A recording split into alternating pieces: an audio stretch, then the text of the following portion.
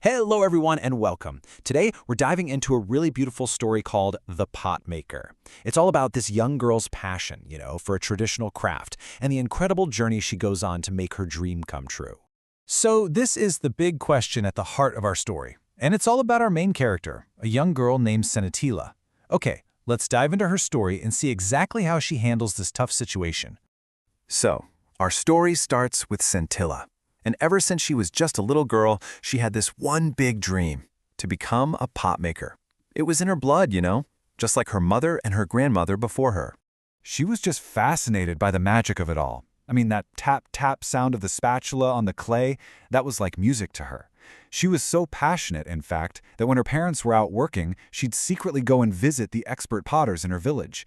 She would just sit there for hours, totally mesmerized, watching every single thing they did, soaking it all in.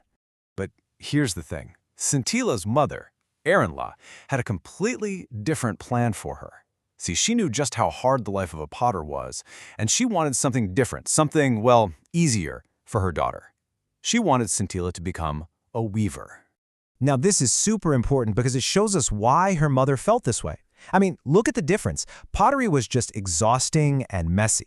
Can you imagine having to walk 16 kilometers just to get the clay, then spending months of hard labor and for what? Very little money.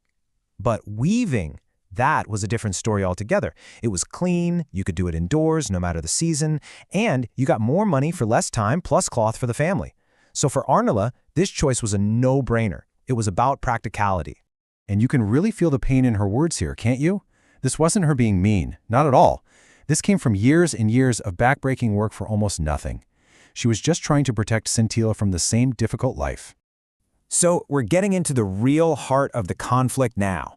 Despite everything her mother wanted, Scintilla's passion just wouldn't die down. But as she was about to find out, following her dream was going to be anything but easy. So, in secret, Scintilla became this little apprentice, just watching everything, from digging the clay all the way to baking the pots in the kiln. She was learning it all just by observing. But you know how villages are? People started to notice, and they started to talk. And this is a really crucial point. For the village, pot making wasn't just a job to make money. No, it was so much more. It was a part of their history, their identity. It was a tradition. And the village council believed it was absolutely essential to pass this skill down to keep their culture alive. So with all this pressure, Arnla finally gives in and starts teaching Scintilla. But it was a disaster. Learning from her own mother turned out to be so difficult. Maybe it was the pressure of being watched, but Scintilla just struggled. She couldn't get the clay right, and after a whole year of trying, she was just filled with shame and frustration. Imagine loving something so much and feeling like you're failing at it. Okay, so this is where the story takes a turn. Just when Scintilla is at her lowest point, ready to give up, someone new comes into her life. A kind mentor who is about to change absolutely everything.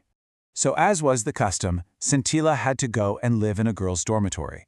And that's where she meets Anula, a kind widow who is in charge.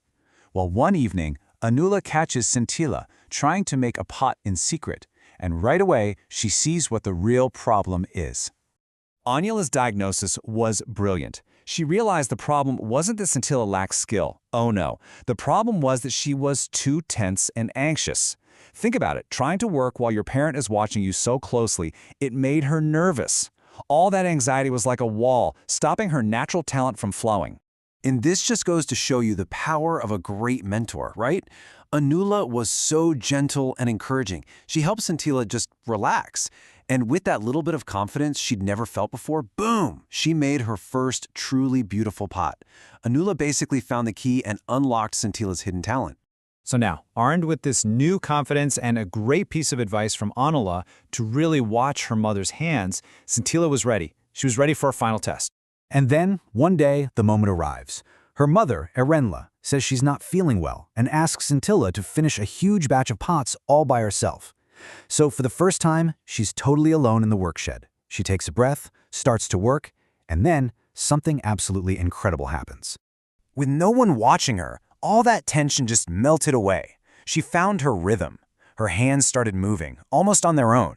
She was working as fast as her mother, with the same amazing skill. It was like she was born to do it. She was creating one perfect pot after another. And when she finished, she couldn't believe it. She had made almost as many pots as her mother, the master potter. Just one pot less than her mother's final batch. I mean, can you imagine? What an amazing, amazing achievement. But her triumph, it turned to tragedy in an instant. She runs home, so excited to tell her mother what she'd done, only to find out that her mother had passed away. It's just heartbreaking. In the exact moment she proved she had mastered the craft, her mother was gone. So now, in the middle of all this sadness, the true meaning of her journey, the real legacy of her mother, is about to come to light. Anila goes to the workshed, and what does she find?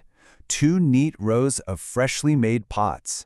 And they are so perfect, so beautifully made, that she literally cannot tell the difference between them. She couldn't tell which ones were Anila's and which were Scintilla's. In that moment, it was clear. The student had become the master. So, what can we learn from this incredible story? Let's do a quick recap. First, perseverance really pays off. Never, ever give up on your passion. Second, mentorship matters. The right teacher can completely unlock your potential. Third, tradition is a legacy. These skills connect us to our history and our community. And finally, true skill is earned. It comes from watching, from working hard, and most of all, from believing in yourself. So, I want to leave you with a question to think about. What about you? What legacy do you want to learn, or protect, or maybe even create in your own life? Think about it. Thanks so much for joining me to explore this wonderful story.